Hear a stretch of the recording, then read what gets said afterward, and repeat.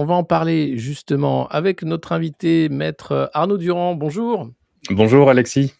merci d'être avec nous ce matin. Alors, avant de parler, de l'action qui se prépare pour, le 20 juin, on va parler évidemment de la justice, de ses dysfonctionnements.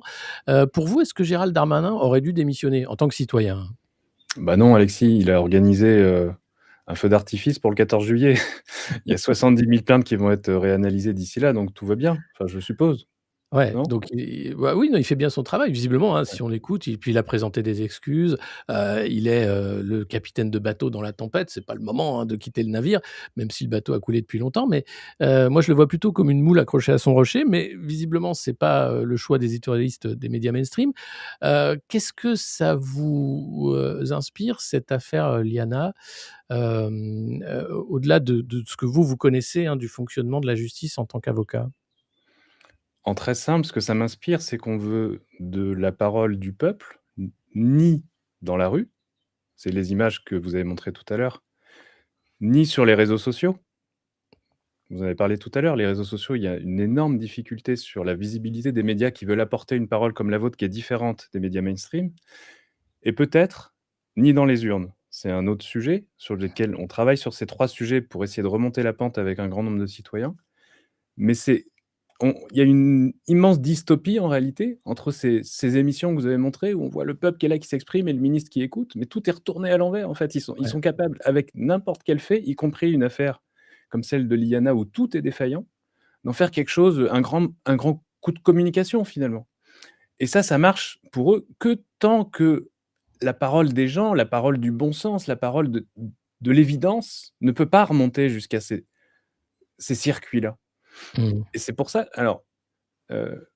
qu'on va essayer d'agir sur ces différents terrains. Alors justement, le terrain, principal, hein, sur lequel, je voulais vous avoir ce matin, c'est celui sur la censure sur les réseaux sociaux, enfin le shadow ban, la Mmh. censure soft, enfin, on appellera ça comme on veut.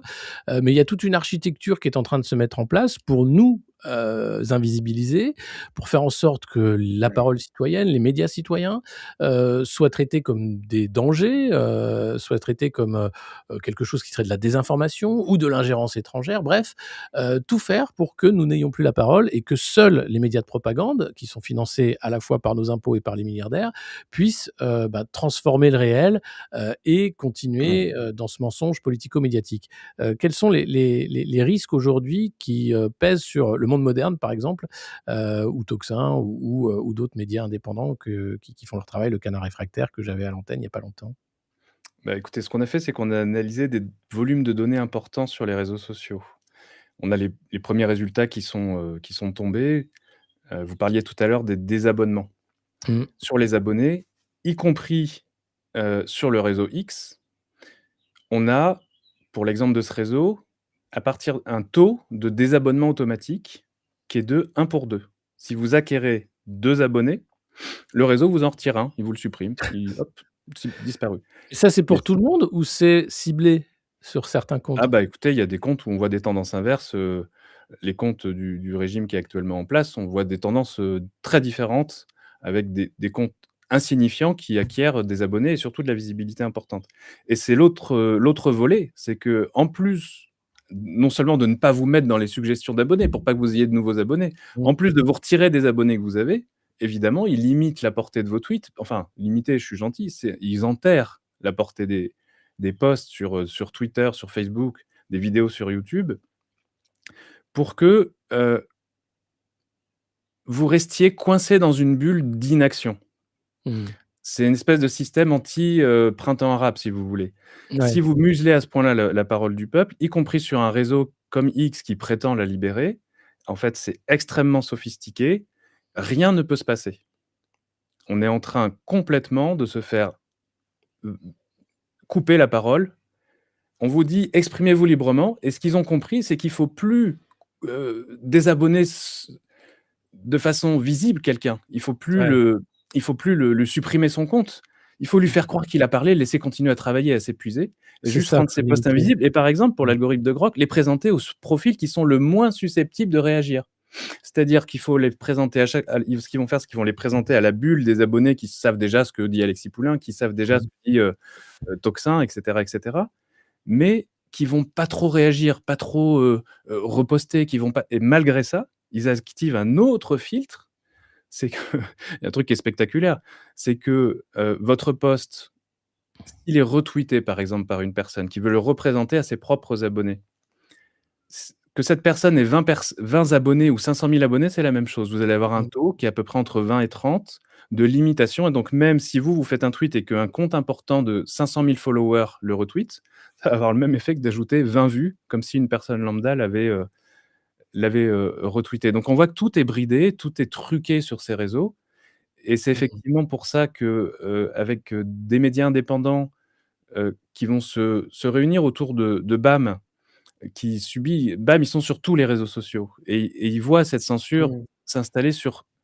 tous les réseaux sociaux avec des règles un petit peu différentes, BAM, des c'est un principes qui sont média exactement les belge, hein, mêmes. où j'étais passé. D'ailleurs, ils m'avaient offert ce magnifique t-shirt, et qui fait un super boulot, hein, depuis le Covid. Média citoyen belge, Mmh mh. qui vit la même chose que nous et d'ailleurs en Belgique, c'est peut-être encore pire qu'en France parce qu'on va voir peut-être par pays, où la censure algorithmique est encore plus poussée, en fonction des thématiques. En fonction des thématiques et alors il y a quand même une certaine uniformité au sein de l'Union européenne. Il y a là où on va avoir un peu plus de différence, c'est par exemple entre X, Union européenne et X Amérique. C'est pas les mêmes patterns qui s'appliquent, mais très concrètement, ce qui s'est passé en décembre dernier, c'est que Musk, a viré les petites mains de la censure comme Claire Dillet et les a remplacées par Grok. Ouais, Et tout est poudre aux yeux. Il a par exemple, republié il y a 2 semaines son prétendu algorithme X et quand on va analyser la publication, il y a rien qui permet de faire fonctionner X. En réalité, toute la mécanique de censure et de shadow ban a été exclue de la publication. C'est-à-dire que c'est une publication open source, mais en réalité sans les sources. Bon, ouais. tout est truqué et donc ces médias, donc dont le fer de lance est BAM, c'est-à-dire que c'est eux qui ont initié cette action, collective des médias, vont s'unir parce que tous ces médias indépendants ont un intérêt à contraindre les réseaux sociaux. Parce que je ne sais pas si vous savez Alexis, il y a des actions contre X, il y a mais de l'État français, de l'Union européenne. Oui, oui, Mais alors mais pas des médias. bizarrement cette problématique-là, elle est absente. Nous, l'idée, c'est d'être un peu un syndicat de médias indépendants et de dire: «Bon, on voit très bien» enfin moi je vois que, YouTube notamment, hein, Mmh. bride les vues, j'ai une jauge, hein, qui doit pas dépasser 5 000. C'était pas le cas il y a quelques semaines, il y a quelques mois. J'ai des abonnés qui se désabonnent contre leur gré et ça, c'est de plus en plus nombreux. Des gens qui ont mis la cloche et je vous remercie, qui devraient avoir les notifications, qui ne les ont plus. Là aussi, ils sont de plus en plus nombreux, qui ne peuvent pas mettre de commentaires. Sur X, alors c'est encore pire puisque, je gagne, 200 abonnés, j'en perds 200, donc je fais du surplace Ouais. depuis au moins 6 mois, avec des posts qui devraient faire des centaines de milliers de vues et qui n'en font que quelques dizaines de milliers de vues, c'est déjà pas mal, hein. Je suis content, moi je suis pas totalement invisibilisé, mais je vois très bien comment ça fonctionne, et c'est partout pareil. C'est-à-dire qu'il y a pas une plateforme où ça va mieux. Je me suis mis sur Rumble pour voir un peu ce que ça donne, mais Rumble, les gens ne connaissent pas. Mais vous avez le monde moderne sur Rumble, si vous voulez voir. Là, on est bientôt 400 abonnés, donc c'est rien du tout, mais ça commence et je me dis: «Pourquoi pas essayer des plateformes qui avaient refusé déjà la censure à l'heure du Covid?» Donc on est vraiment coincé par ces plateformes, il faut essayer d'en sortir. Il y a le site internet évidemment et puis c'est pour ça que j'ai ouvert un Tipeee pour les gens qui veulent nous soutenir, tipeee.com/le monde moderne, à 1 € par mois si vous pouvez le faire, c'est important, pour pouvoir déjouer ces algorithmes qui nous empêchent de croître, et de faire un boulot dans de bonnes conditions. C'est-à-dire qu'on a vraiment, la barrière du politique, la barrière des lois européennes et la barrière des plateformes qui obéissent, hein, puisqu'elles font ça Mmh. pour ne pas perdre d'argent. Elles obéissent au DSA, mais en fait, elles ont aussi leurs propres intérêts. Elles viennent, heu pour, reprendre l'exemple de X, heu, quelles que soient les bonnes ou mauvaises intentions de Musk, il a des intentions. Par exemple, il veut parler des fusées, donc il va promouvoir les tweets sur les fusées. Mmh.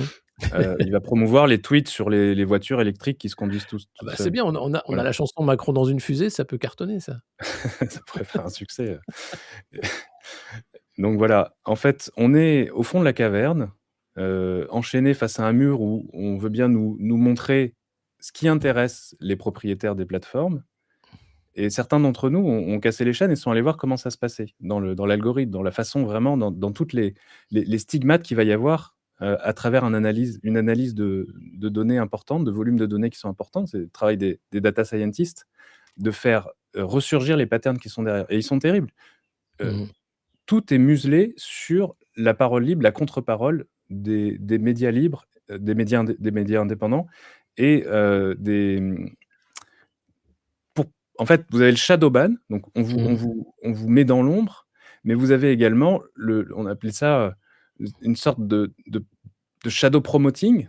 Vous Mmh. avez les éléments du régime en place, vous avez, les des profils complètement insignifiants ou des posts complètement insignifiants qui sont extrêmement boostés Ouais. et en réalité, effectivement, Et casser ces chaînes, on c'est très difficile de se changer de caverne. On peut pas aller dans la vous avez essayé d'aller dans la caverne Rumble? Il y a moins de chaînes, mais en fait, les abonnés sont coincés dans la ça caverne. peut être la même chose, hein. Ouais, ouais, on est coincé. Et d'ailleurs, sur YouTube, je tiens à faire savoir, ils m'ont poussé donc un sondage, «Façonner l'avenir des créateurs dans l'UE. Partagez votre expérience dans cette enquête de Public First», qui est une boîte anglaise, hein, de sondage, «pour Mmh. aider à défendre les créateurs dans l'UE». Et alors j'ai répondu pour voir quelles étaient les questions. Dans ces questions-là, on nous demande si jamais il y avait des règles pour le temps de parole politique, est-ce que ça rendrait votre travail plus compliqué? Si vous deviez, Mmh. dorénavant, répondre à certaines règles. Donc ils sont en train de préparer tout un package. Prépare le terrain. D'ailleurs, le Sénat est en train de travailler ça sur les zones grises de l'info, pour Ouais. faire en sorte que nous, médias indépendants, soyons sous le contrôle de la chape de plomb, de l'UE et de l'État, pour nous empêcher d'avoir cette liberté qui est quand même nécessaire. Parce que quand on voit comment les médias mainstream sont corsetés déjà, et font un travail de propagande merveilleux, mais c'est plus de l'information. Ils veulent tuer, cette sphère qui a été à l'origine aussi, hein, de l'éclosion MAGA aux États-Unis. Donc ils savent très bien que si nous on marche et on fait de l'audience, ils sont foutus. Mmh. Donc il faut tuer, cette sphère d'information indépendante et alternative, et ça on le voit. Et j'ai jamais fait des stats aussi pourris, parce qu'on est en électoral et ils veulent nous censurer. Enfin c'est honteux, ce qui se passe en France est honteux, il faut qu'on le fasse savoir. Exactement, ils veulent vraiment vous en fait, c'est évident que les médias mainstream sont morts et que sans cette, perfusion, artificielle de maintien, par les subventions, par la survisibilité et cetera, qu'en fait vous, les médias indépendants, vous les écraseriez. Ouais. Parce que les gens veulent être informés par des gens qui parlent vrai et quand les images que vous montriez tout à l'heure des médias mainstream, tout sonne faux, en fait. Mmh. Vous pouvez vous tromper. Vous, Alexis Poulain, vous pouvez, mais vous cherchez le vrai, c'est ça la différence. Ça, c'est sûr. Heu, par exemple, on va rappeler, comme ne le font pas les journalistes de plateau dans les mainstream, que Gérald Darmanin a menti sur la mort de son père, dans cette Mmh, affaire de mœurs, où il demandait des faveurs sexuelles pour des appartements. Ça permet de cadrer le personnage avant de dire: «Monsieur le ministre».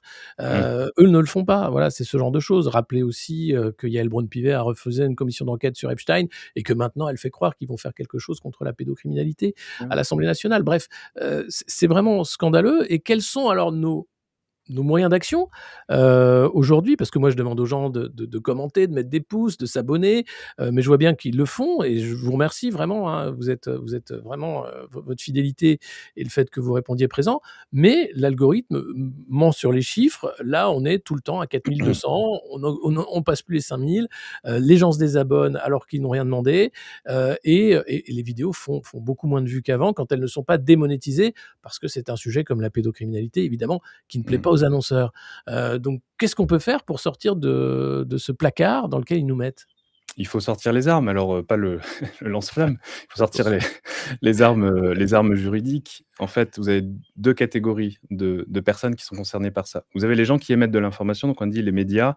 Vous avez aussi les scientifiques, les lanceurs d'alerte qui essayent de diffuser des informations et qui, malgré, par exemple, l'internationalisation des posts sur X, n'ont, aucune visibilité supplémentaire. Mais de l'autre côté de la barrière, vous avez les gens dont vous venez de parler, qui, cherchent à recevoir de l'information et Mmh. dont le droit à recevoir de l'information est protégé. Je ne sais pas si on se rend compte du niveau de censure, c'est-à-dire que vous émettez de l'information, il y a de l'autre côté des abonnés et entre les 2, il y a quelqu'un qui dit: «Ah, non, cette lettre, je vais pas la laisser passer, pas bien pour, untel, bien pour lui parce qu'il va rien comprendre», enfin et cetera. Vous avez quelqu'un qui s'est mis au milieu entre vos abonnés et vous et ça, c'est absolument, spectaculaire, je dirais, en termes de niveau de censure parce que c'est extrêmement subreptice. Les gens le voient pas, le savent Non, pas. non, Nous, non. il nous a fallu, analyser des volumes de données importants pour constater que c'était vraiment très savamment organisé. Il va y avoir donc cette action collective en justice, donc de médias indépendants, de ceux qui souhaitent agir, parce qu'ils ont tous intérêt à faire ça ensemble contre, les plateformes et quand je dis qu'on s'arme les armes juridiques, avec les citoyens qui s'abonnent et qui, eux, invoquent leur liberté à recevoir de l'information, on va assigner les plateformes. Alors d'abord, il y a une pétition, on va se compter combien Mmh. on est, malgré la censure, à réussir encore à vouloir agir contre ça. Et une fois qu'on a atteint un seuil critique, on va écrire à ces plateformes et leur dire: «On a compris ce qui se passe. On vous laisse 15 jours pour nous donner une réponse satisfaisante, c'est-à-dire un engagement extrêmement ferme pour changer ça. Si vous ne le faites pas, on vous assigne en justice». Mais c'est pas, que Alexis Poulain ou que BAM qui agit en justice, c'est un collectif de médias indépendants et des dizaines de milliers de citoyens. L'idée, c'est d'essayer de leur tordre le bras. Si ça marche pas au stade de la négociation, on assigne en justice et alors on va être, face à un dilemme très intéressant puisqu'aujourd'hui c'est bien, c'est même bien vu d'un point de vue mainstream de critiquer X, par exemple. C'est pas la seule plateforme concernée, mais Ouais, non, non, c'est pas, elle est la parce première que à être concernée puisqu'elle nous a c'est tout le vendu temps X, hein, mais le pas mmh, Instagram, pas Meta, pas trop, alors que Meta, c'est la mmh. censure est terrible. TikTok, la censure est dingue. Alors là, en ce moment, je vois que mon compte est je mets un truc sur, l'eau polluée, ça ne respecte pas les règles de la communauté, enfin voilà, c'est Alexis, vous éveillez les esprits, vous non mais vous êtes c'est, trop gênant. Et donc il va falloir, agir contre ces médias et ce que je vous disais, c'est que même au sein de la justice, on veut critiquer X et que c'est les arguments que nous on soulève là et les constats qu'on fait, c'est pas, ceux qui sont soulevés par, la Commission européenne ou par, heu, la justice, française. Ils sont sur d'autres terrains qui sont, franchement pas les plus problématiques ou peut-être qu'ils le sont, mais ouais. c'est très bizarre que la parole du peuple, elle, ne soit pas portée en justice face à cette censure. Après, c'est pas le seul, si vous voulez, c'est pas le seul levier parce qu'en fait, cette action, elle a un côté, extrêmement important parce qu'elle est derrière tous les dossiers. Si on peut plus lancer des alertes sur l'eau polluée, on peut plus réinformer les citoyens, on peut plus les défendre en justice, plus rien ne se passe en réalité. Et puis vous avez, des grands ministres à la télé qui font des grandes déclarations pour des grands feux d'artifice, mais en réalité, ce qui aurait dû être fait, à la télé, concernant cet échec, c'est la reconnaissance d'un échec. Et la reconnaissance d'un échec, c'est une démission, par exemple, c'est pas, Ouais. un coup de com' à la place. Bon. Après voilà, il y a cet aspect-là sur la censure, mais il y a ce qui se passe au niveau du vote. Hem, c'est lié si vous voulez, parce que si vous pouvez pas vous réinformer et qu'en plus votre vote est susceptible d'être détourné, c'est un sujet majeur pour pouvoir se défendre face au système, au régime qui est en place. Mmh. Mais là, on voit bien, enfin, alors je mettais Nathalie Loiseau tout à l'heure, pour l'élection, en Mmh. Arménie où ils sont très Mmh. contents. Alors ils disent: «La démocratie a gagné». Quand ils disent ça, c'est qu'eux ont gagné Ouais. et si jamais ils perdent, ils disent que c'est l'ingérence russe qui a saboté la démocratie, donc faut rejouer, faut annuler et cetera. 2027, c'est une élection présidentielle en France, et là, on voit déjà Macron préparer, les magouilles, hein, en expliquant alors les réseaux sociaux interdits aux moins de 15 ans, ça c'est une petite brique, mais derrière, Mmh. c'est, le contrôle de l'identité pour arriver sur les plateformes, donc ça va faire baisser encore davantage les audiences de ces plateformes. Ouais. Derrière, c'est le DSA, qui, permet d'avoir le rapid response en période électorale et donc de faire taire les voix Ah. d'opposition, de manière totalement artificielle pour, pousser les voix du parti unique. Comment on peut tolérer ça? Là, vous avez Next Generation EU, qui est un think tank payé, hein, financé, par les fonds européens, qui a tweeté, sur X, qu'il, défendait la candidature de Gabriel Attal en France. C'est de l'ingérence, mais totalement décomplexée. Comment on peut accepter ça? Moi, je le dénonce. Je dis: «Attendez, vous pouvez critiquer, l'ingérence russe, elle existe, ne soyons pas non plus, des naïfs. Israélienne, il y a même une enquête en cours pour ce qui s'est passé sur les municipales, algérienne peut-être, chinoise et cetera. Mais alors l'ingérence et américaine et européenne, c'est normal, c'est comme ça». Petite parenthèse, l'annonce de candidature de Gabriel Attal, dans un village, vous avez vu tout le peuple était là, il y avait, Ah, ils étaient 3, ouais, ouais, dont 50 2 non, qui cin vous passaient êtes en dur. fait pour aller au PMU quoi, qui se Vous demandaient ce qui se passait. vous êtes Il y avait sévère, que il y des avait au moins journalistes. au moins au moins 45 ou 50 personnes peut-être, Ouais, il y avait le dont, maire, t ouais, voilà et les journalistes, des ouais, journalistes. c'est ça, il y avait beaucoup surtout de journalistes, de caméramans, de C'est ça. photographes et cetera, ouais. Ouais, Et c'était donc un en truc fait, on se rend compte qu'il y a une immense virtualité qui est entretenue, heu et avec des que faux partis, bien sûr. derrière la réalité du vote avec des partis, on sait que c'est des jeux, pour faire croire qu'il y a une rupture entre, Attal et Macron et puis pour prendre la relève, bon. Hem, Ce que je sais, c'est que il y a un autre aspect que vous avez pas évoqué sur ce sujet-là, c'est, le risque de fraude électorale. C'est pas un risque hypothétique. C'est le Conseil constitutionnel qui parle. À chaque élection, il y a des risques et il y en a régulièrement qui sont reconnus comme réalisés de fraude électorale. Mais là, ce qui est un petit peu bizarre, c'est que les outils de la fraude électorale sont mis en place par le pouvoir qui est en place. Mmh. Sont offerts à je ne sais qui par, le gouvernement Lecornu. Je prends l'exemple de la téléprocuration. C'est-à-dire la téléprocuration, vous savez que c'est avec un petit smartphone. Alors là, bizarrement, il y a plus d'ingérence. Votre smartphone, il est chinois, il a un système d'exploitation américain, C'est ou il très est, américain pour l'Apple et avec un petit code PIN, si une identité numérique a été, établie à l'avance, mais là, c'est encore un autre sujet puisqu'il y a quelques millions de données d'identité dont l'État nous disait: «Non, non, elles ont pas fuité» et puis finalement, il a été contraint de reconnaître qu'elles avaient été fuitées, auprès de France Titres, à la suite du hacking de France Titres, enfin de France Identité, l'ancienne, ah oui, ANTS, Agence nationale des titres tout est sécurisés. hacké tout le temps. Là, il y a eu, la messagerie d'État, hein, CHAP, messagerie du service public qui a été hackée. Le mec explique: «Oh, il y a eu des défaillances et cetera». Ils essayent de rassurer, mais ça, c'est tout le temps, quoi. Alors c'est Tout est hacké et au moment où tout est hacké, où les données d'identité des Français circulent partout, on nous dit: «Tiens, ce serait super pour la prochaine présidentielle de faire des téléprocurations». C'est-à-dire que par dérogation, le droit de vote, c'est un droit personnel qui s'exerce personnellement. La procuration est une exception très limitée, dangereuse, qu'il faut absolument circonscrire, comme par exemple, en limitant le nombre de procurations par porteur d'une procuration. Et là, on nous dit: «Mais c'est génial, on va faciliter la vie des gens, on va leur faire sur des petits smartphones, on va leur faire des procurations». C'est-à-dire que vous n'allez plus c'est au dingue. commissariat pour faire vérifier que vous êtes d'accord, pour faire vérifier qu'à l'EHPAD, les gens qui ont fait la procuration, ils sont d'accord. Pour faire vérifier peut-être même que les gens qui font la procuration à partir d'une identité numérique qui vient d'un système étatique existent vraiment.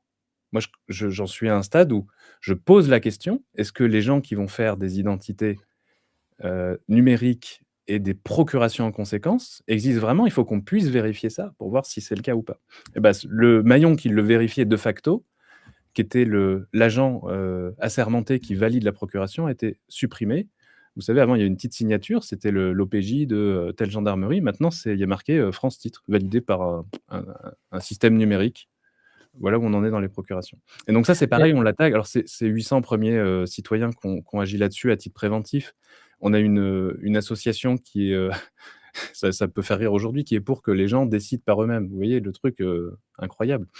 C'est-à-dire que de relier la représentation démocratique à ce que décident les gens.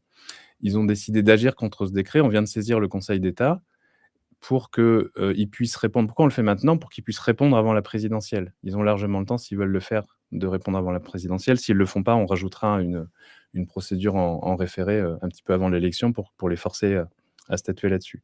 Et par ailleurs, ce qu'on va faire, c'est qu'on va se déployer à travers un immense réseau de citoyens qui va aller dans tous les bureaux de vote, photographier tous les PV, aller détecter, repérer toutes les fraudes. Et vous savez que le temps pour agir quand, il y aura le premier tour sera extrêmement court et on va, réunir toutes ces informations extrêmement rapidement et les, déclencher, s'il y a lieu, des recours dès le premier tour et on refera pareil pour les législatives.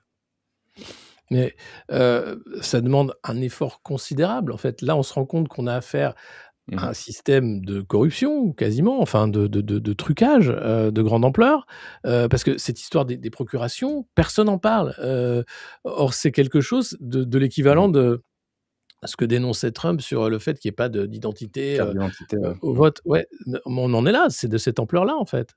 Bah, c'est plus que ça, pardon.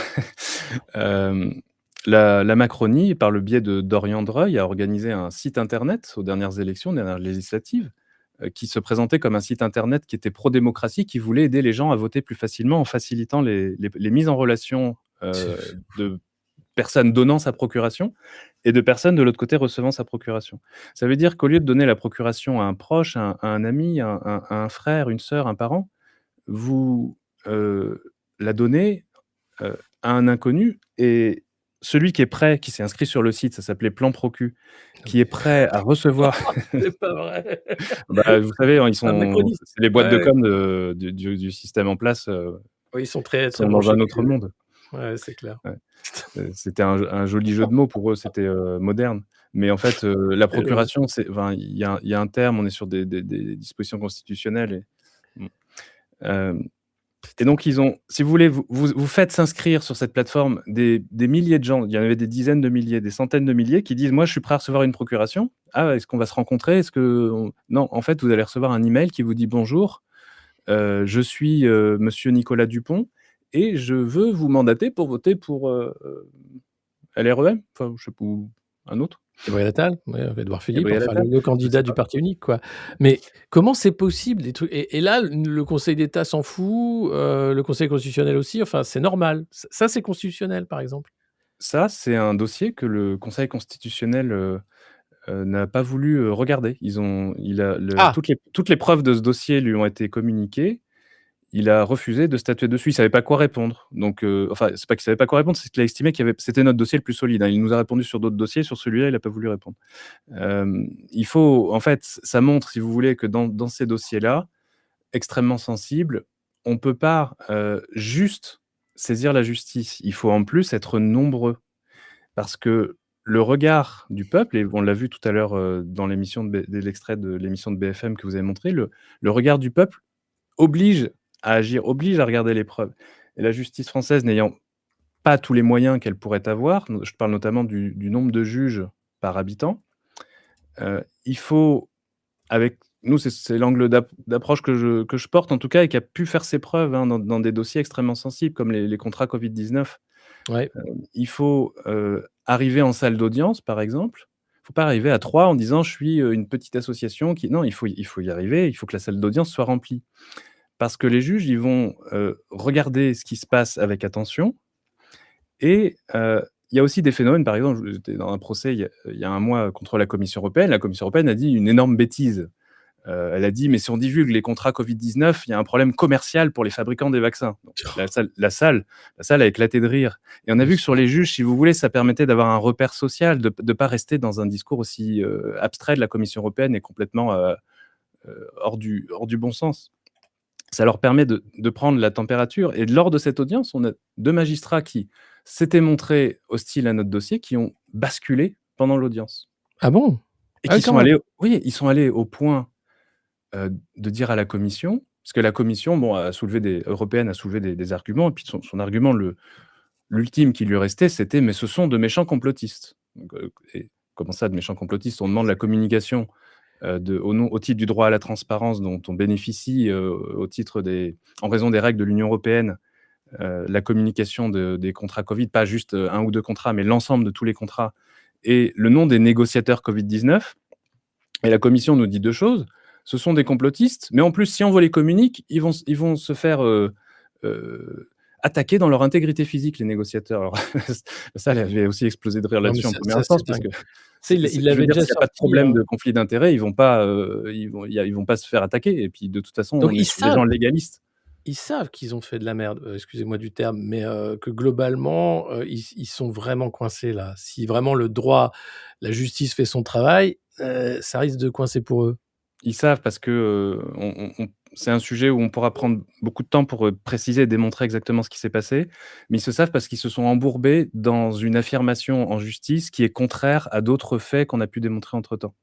Et effectivement, ils savent que s'ils doivent communiquer les noms des négociateurs, ça c'est explosif. Donc, ils ont même été jusqu'en cours de procédure, comme à un stade où on a gagné en première instance et Ouais. aujourd'hui, il y a un recours qui est pendant pour, essayer de contester cette victoire et à la suite de la première instance, ils avaient l'obligation de les communiquer maintenant. C'était une décision exécutoire. Ils ont fait tout un foin, ils ont fait toute une procédure et cetera pour ne pas les communiquer à nouveau en disant que les négociateurs allaient se faire trucider si, enfin, je veux dire, moi, je défends des gens légalistes qui saisissent la justice.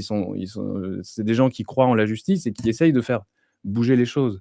Et la Mmh. Commission européenne, juste pour revenir là-dessus, en audience, donc elle a sorti ça et c'est l'avocat général de la Cour de justice, donc vous êtes, au stade ultime, on va dire, de la hiérarchie,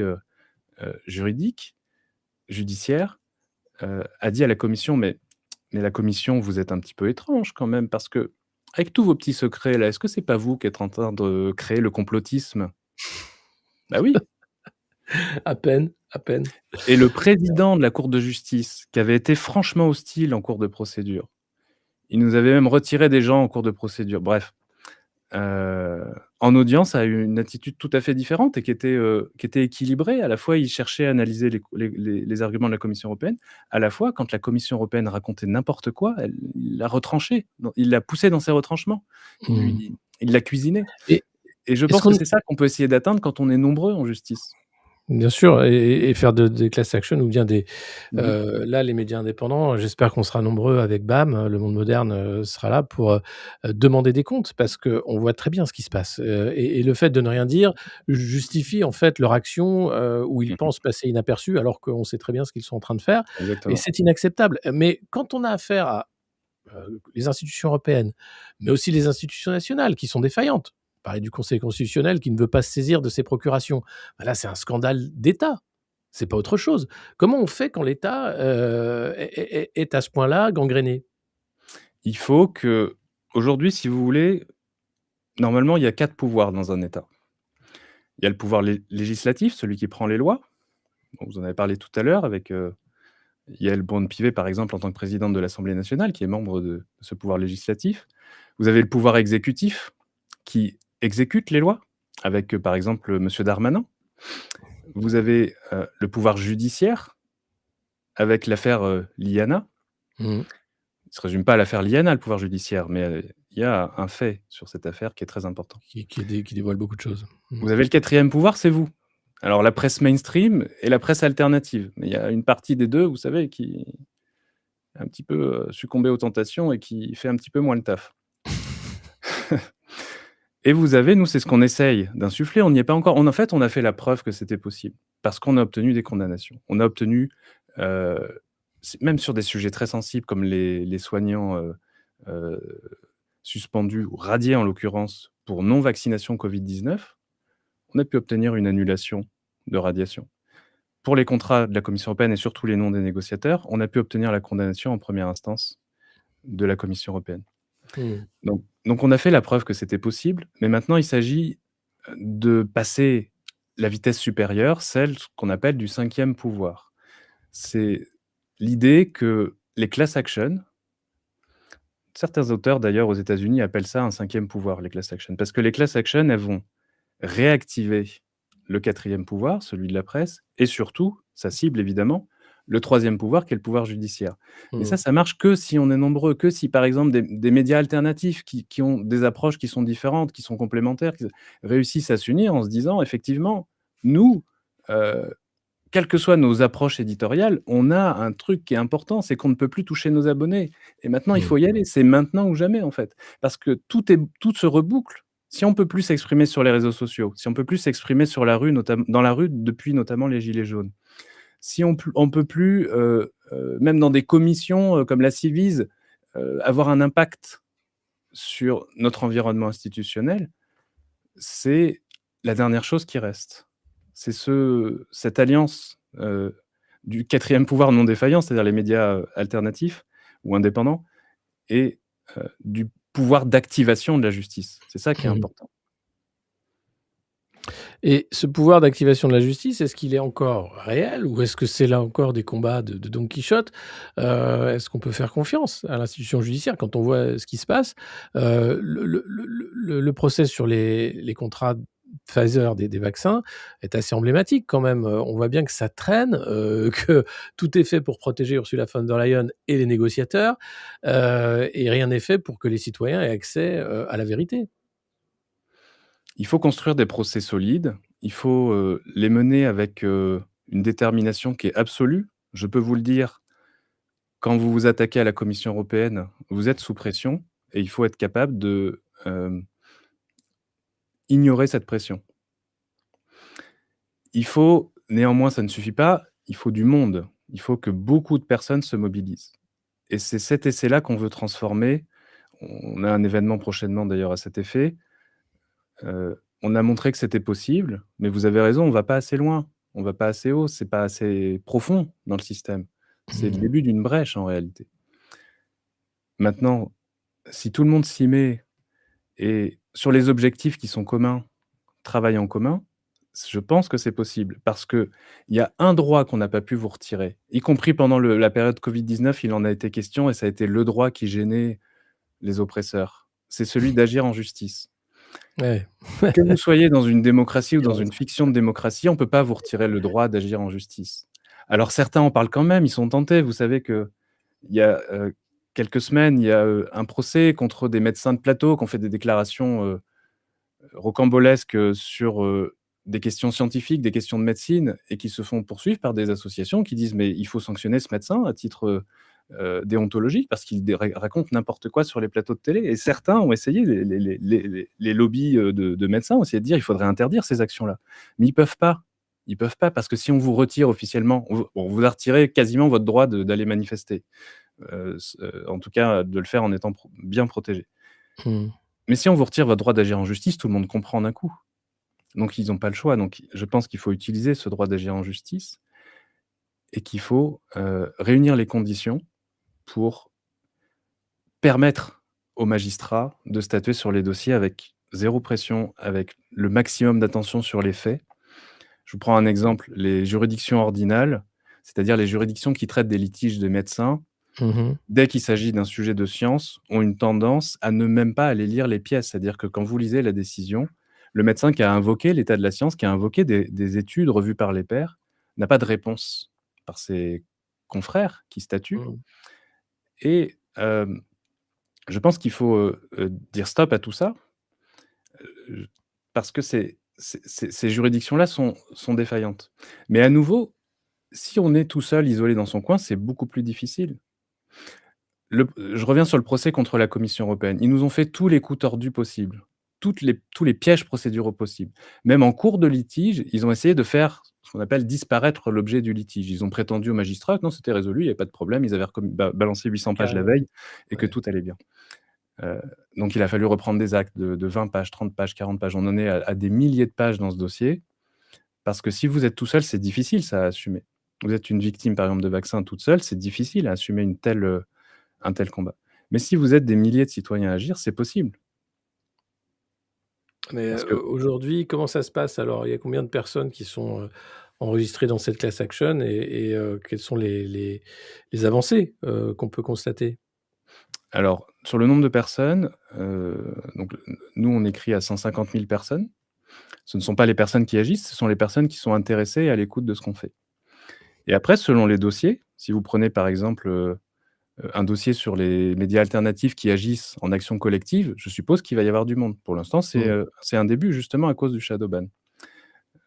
Sur, le procès contre la Commission européenne, c'est 280 000 signataires qui ont décidé de dire: «Je soutiens ce projet» et sur les 280 000 signataires, il y a 2 000 personnes qui ont été jusqu'à 2 089 personnes qui ont été jusqu'à saisir la justice, à dire: «Moi, je vais au procès», directement ou par représentation d'un avocat, mais ils sont venus, dans la procédure, dire: «Nous, on va pas se laisser enfumer par le discours de la Commission européenne». On a compris ce qui s'est passé. D'ailleurs, merci à la Commission européenne d'avoir aussi surréagi sur les noms des négociateurs. C'est ce qui nous a mis sur la puce à l'oreille sur le fait qu'il y avait un énorme problème. Et vous voyez, avec ces conditions-là, on leur fait commettre des erreurs. On n'est Ouais, plus sur un plateau de télé où on tout est dévoile leur contrôlé et stratégie, biaisé. quoi. C'est ça, Pardon? du coup, ils sont obligés de se dévoiler. C'est-à-dire, parce qu'ils veulent cacher, on voit ce qu'ils veulent cacher, donc on comprend où est le problème. C'est vraiment ça. C'est ça. Si vous faites des procès et que vous construisez pour les amener à être obligés de répondre ce qu'on appelle le fond du dossier, ils sont obligés d'avancer des arguments. Et Ouais. comme ils sont dans une imposture très souvent par rapport au réel, par rapport aux faits, ils sont complètement perdus. Ils disent n'importe quoi. J'ai des écritures, je ne sais pas si vous vous rendez compte, la Commission européenne, qui est l'institution pivot de l'Union européenne, j'ai des écritures en justice de sa part qui disent: «Mais je pense que ces 2 089 personnes peut-être, contestent une tuerie aux États-Unis parce que je pense que» il y a zéro fait. Sur les 2 089 personnes, il y a aucune pièce qui est produite et ce que fait la Commission européenne, elle nous dit: «Bah, je suis à court d'arguments les gars. Qu'est-ce que je peux raconter? Je vais dire que ce sont des méchants complotistes» et vous voyez, donc en fait, on gagne du terrain parce qu'ils ont dit ça, Ouais, mais l'avocat général en audience, il a dit: «Mais la Commission européenne, c'est vous qui les rendez complotistes en réalité». mmh. Donc Heureusement donc qu'ils on savent donc faire donc on ça. fait bouger les lignes. C'est pas assez suffisant. C'est Non. pour ça que, là, l'événement dont je parlais et qui aura lieu le 20 juin, à Paris, on va démultiplier en fait la force. Avec plusieurs avocats, avec plusieurs médias, avec, des centaines de personnes qui seront là, on va lancer les nouvelles actions collectives sur tous les sujets où on se fait avoir, nous, le peuple, face à, désignons-les simplement comme les oppresseurs, parce que ça peut être des lobbies industriels, ça peut être, du Mmh. politique, c'est un petit peu tout, presque tous main dans la main.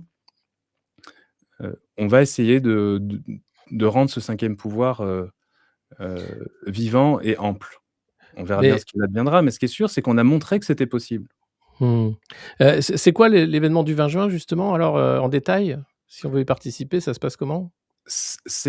Alors l'événement du 20 juin, c'est une conférence qui a lieu à Paris avec les membres de nos class action, avec des médias indépendants. C'est BAM qui couvre l'événement et qui a largement, participé à sa préparation, à tout ce qui fait que cet événement va pouvoir, exister et fonctionner.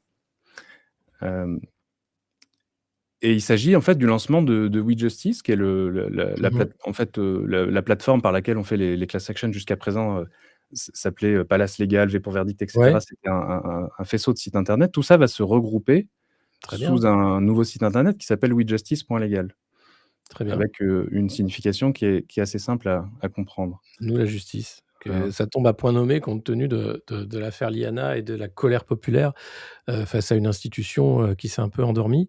Alors moi je pourrais pas être là le 20, j'ai un mariage donc je le dis, je ne serai pas là, c'est un samedi, hein, Mmh. et donc mais par contre je relayerai toute cette information et je ferai partie, évidemment des médias, qui monteront le front, pour avoir des retours, hein, de ces plateformes qui font n'importe quoi avec nos audiences, et avec nos contenus. Voilà donc sur le d'ailleurs, ça va tellement mal, les médias, que, maintenant les élus, font eux-mêmes du journalisme citoyen.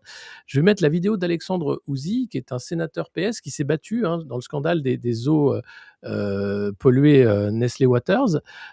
Écoutez ce qu'il a à nous dire et ça montre l'ensemble de la corruption de la chaîne et même la difficulté d'avoir justice. L'un des acteurs clés en cause dans le scandale Nestlé Waters vient d'être promu au sommet du ministère de la Santé par les macronistes. À l'époque, du fait de la gravité de ses actes, j'avais demandé sa démission et ils l'ont en fait récompensé. Je vous explique ce qui s'est passé. Pour rappel, j'avais mené la commission d'enquête sur Nestlé Waters et nous avions révélé qu'un fonctionnaire, directeur général de l'ARS Occitanie, avait caviardé un rapport administratif à la demande de Nestlé Waters, qu'il avait effacé le nom de bactéries Escherichia coli, d'entérocoques intestinaux, de pesticides, de fongicides, qu'il avait effacé tout ça du rapport et qu'il avait copié-collé des paragraphes que l'industriel lui avait demandé d'écrire. Rendez-vous compte, dans un rapport administratif, un rapport qu'il a finalement coécrit avec l'industriel. On avait, devant la gravité des faits, demandé évidemment la démission d'Didier Schaaf, qui n'était plus légitime à être le directeur d'une autorité régionale de santé. Cette démission, elle nous a été refusée par tous les ministres de la Santé auxquels on en a parlé. Et aujourd'hui, on se rend compte de quoi? Qu'il y a 2 mois maintenant, Didier Schaaf a été promu.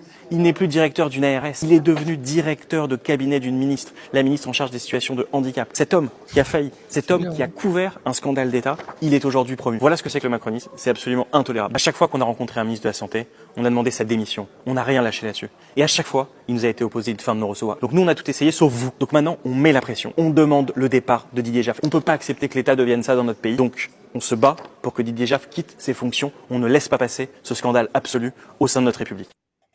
Voilà ce qu'est devenu la République sous Emmanuel Macron. Emmanuel Macron qui a été banquier de Nestlé, hein, quand il était chez Rothschild et évidemment le dossier Nestlé montre l'ensemble de la chaîne de corruption, hein, puisque ce monsieur, a été promu et c'est un sénateur là qui est obligé de faire des vidéos, hein, sur ses propres réseaux sociaux pour alerter et dire: «C'est vous qui devez nous aider», hein, donc on en est là. Même les élus, sont obligés de faire appel Mmh. à l'engagement populaire. Comment on en est arrivé à ce degré de pourrissement en fait, des institutions? Il y a un problème systémique. J'ai pas la connaissance de la cause, mais on observe effectivement que des personnalités, que ce soit ça peut être des magistrats, ça peut être, des agents administratifs, quand ils sont promus, le sont parfois à la suite, on ne sait pas, en raison de quelque chose qui était défaillant en bas. Heu, Moi-même, hein, sur un dossier, j'ai dénoncé un conflit d'intérêts d'une magistrate, qui était mariée avec un partenaire de l'adversaire dans le litige. Mmh. et on avait trouvé son audience un peu étrange et sa décision, elle était emplie de colère. C'est ce qui l'a, cramé, hein. C'est que la décision, il y avait beaucoup de colère dans la décision. Ça nous a Mmh. mis la puce à l'oreille et là, on a enquêté, on a produit en justice le certificat de mariage et les statuts de la société qui étaient concernés et ça n'a pas fonctionné, hein. Je dis quand on a fait la preuve de que c'était possible, on n'a pas toujours réussi évidemment, et j'ai appris quelques mois plus tard que cette magistrate avait été promue, au ministère de la Justice.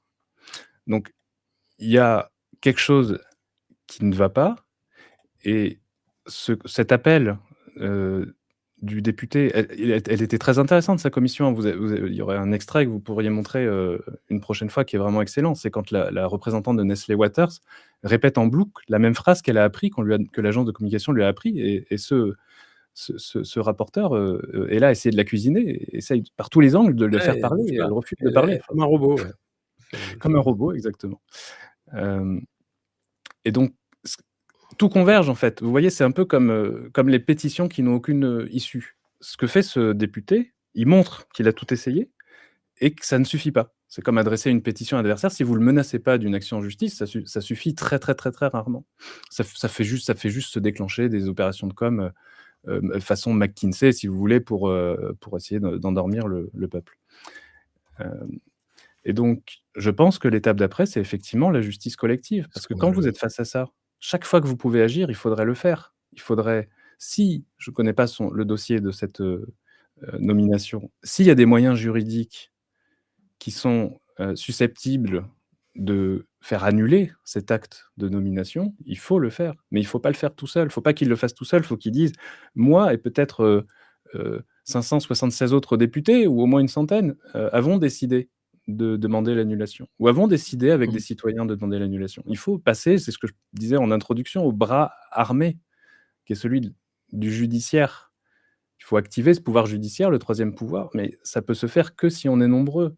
Ouais. Heu, c'est pas simple pour un magistrat quand, il est amené à statuer dans catimini. La justice est publique, hein, mais c'est très difficile, je trouve, quand vous avez tout un système qui vous dit vers où il faut aller et on sait que, le pouvoir de nomination, on le voit là, peut orienter les esprits. Il ne s'agit pas de dire que la magistrature serait, dépendante. Là, on parle des magistrats du siège, ils sont indépendants, mais par contre, ils sont susceptibles d'être promus.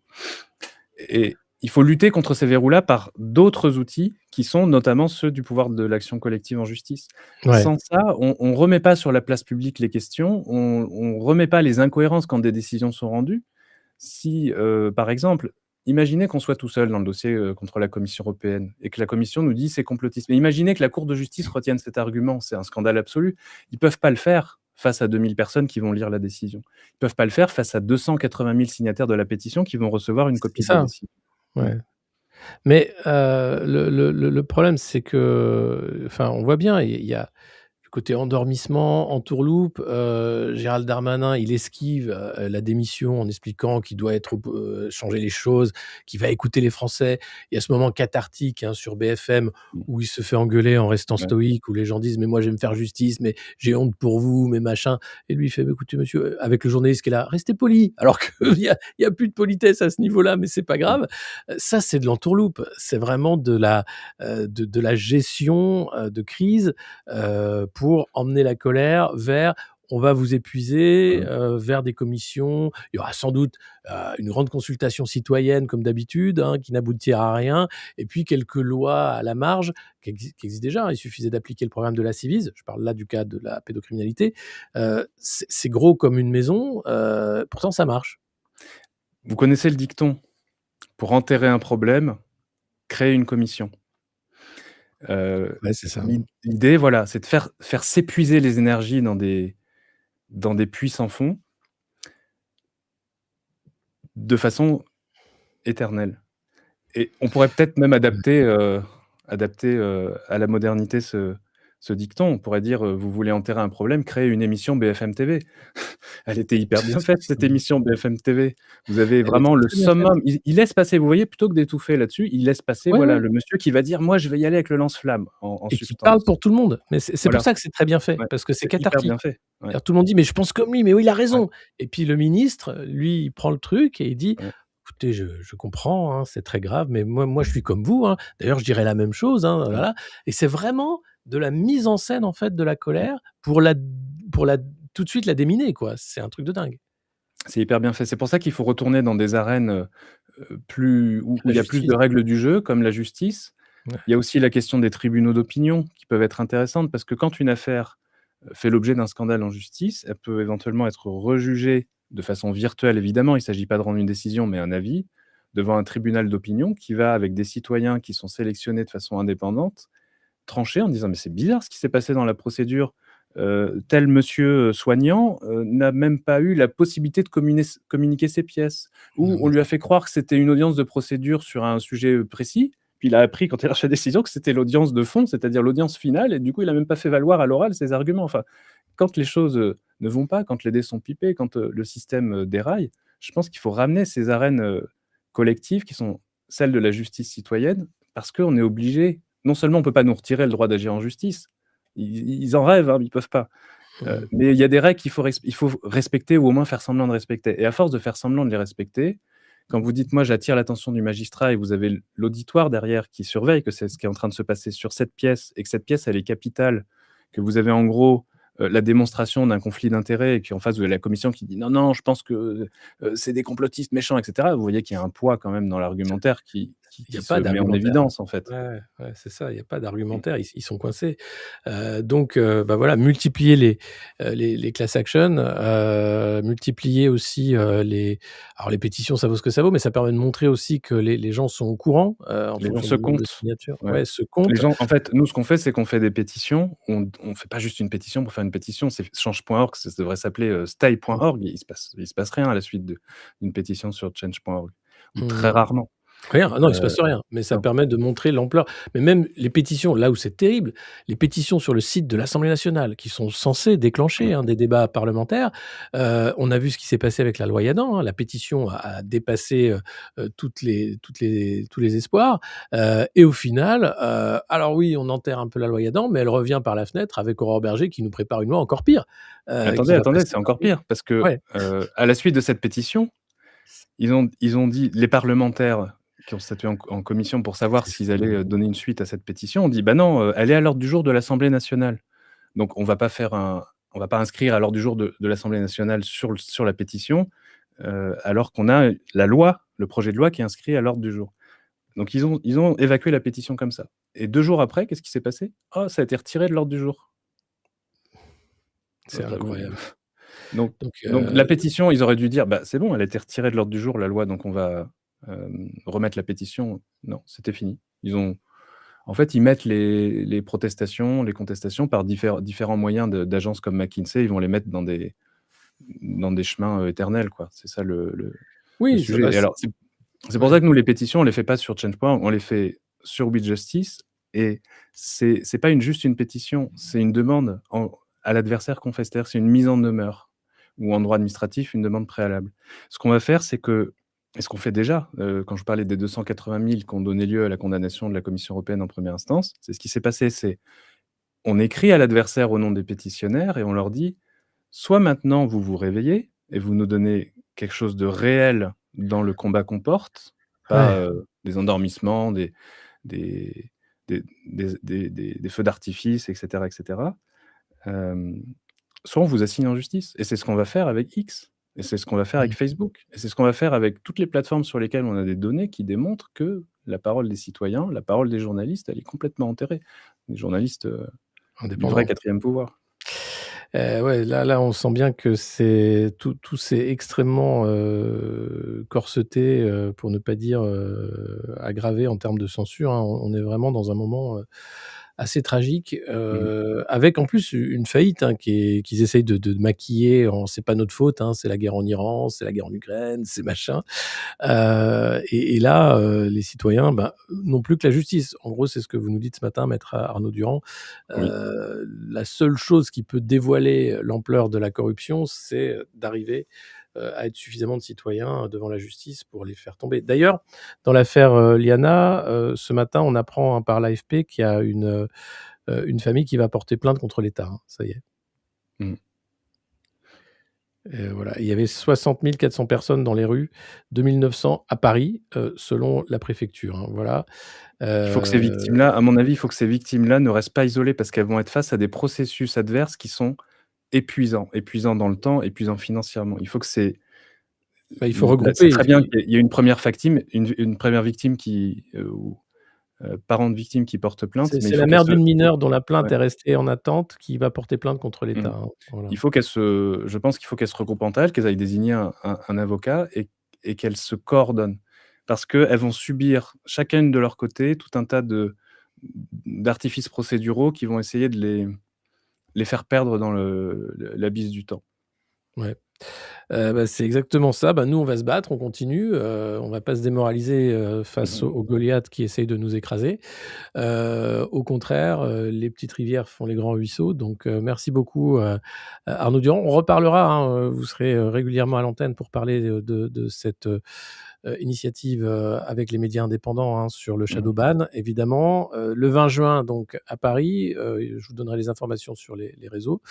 Moi je ne pourrai pas y être malheureusement et puis la suite, hein, du procès, sur les contrats, de vaccination, au niveau européen où on sent bien que, il faut surtout pas que les noms des négociateurs Mmh. deviennent connus.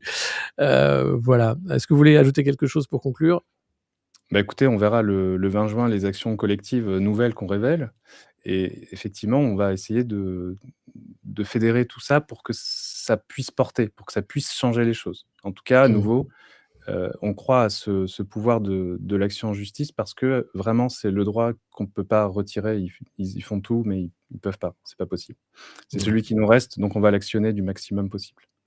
Merci beaucoup, maître Arnaud Merci à vous. Durand. À bientôt. Merci à Au vous. revoir. Au revoir.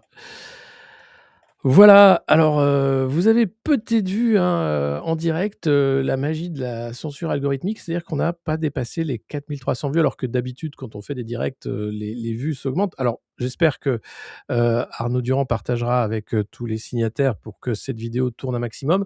Ce matin, on a quand même appris, la fraude, aux procurations, hein, avec, Plan Procu.